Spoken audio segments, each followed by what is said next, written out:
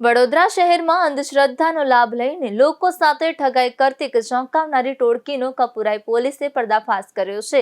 આ ટોળકી દ્વારા સુલેમાની પથ્થર નામે એક સામાન્ય પથ્થરને ચમત્કારી ગણાવીને સામાન્ય નાગરિકો પાસેથી લાખો રૂપિયા પડાવવામાં કારસો રચ્યો હોવાનું બહાર આવ્યું છે। પોલીસની સતર્કતાને કારણે આ ટોળકીના 3 શખ્સ પકડાઈ ગયા છે, જેઓ આ પથ્થરને 20 કરોડ રૂપિયામાં વેચવાનો મોટો સોદો કરી રહ્યા હતા। આરોપીઓ ફરિયાદીને પથ્થર રાખવાથી શરીર પર હથિયારની અસર ન થાય તેવી ખોટી લાલચ આપતા હતા।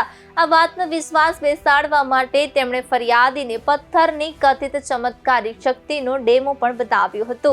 આ ઠગ ટોળકીએ ફરિયાદી પાસેથી શરૂઆતમાં 50,000 રૂપિયાની માંગણી કરી હતી, પરંતુ જ્યારે ફરિયાદીએ પૈસા આપવાનો ઇનકાર કર્યો ત્યારે આરોપીઓએ તેમને ગંભીર પરિણામો ભોગવવાની ધમકી પણ આપી હતી।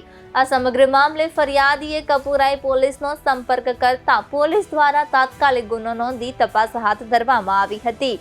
બાતમીના આધારે પોલીસે કપુરાઈ ચોકડી વિસ્તારમાંથી આ ઠગ ટોળકીના 3 સભ્યોને રંગે હાથે ઝડપી લીધા હતા।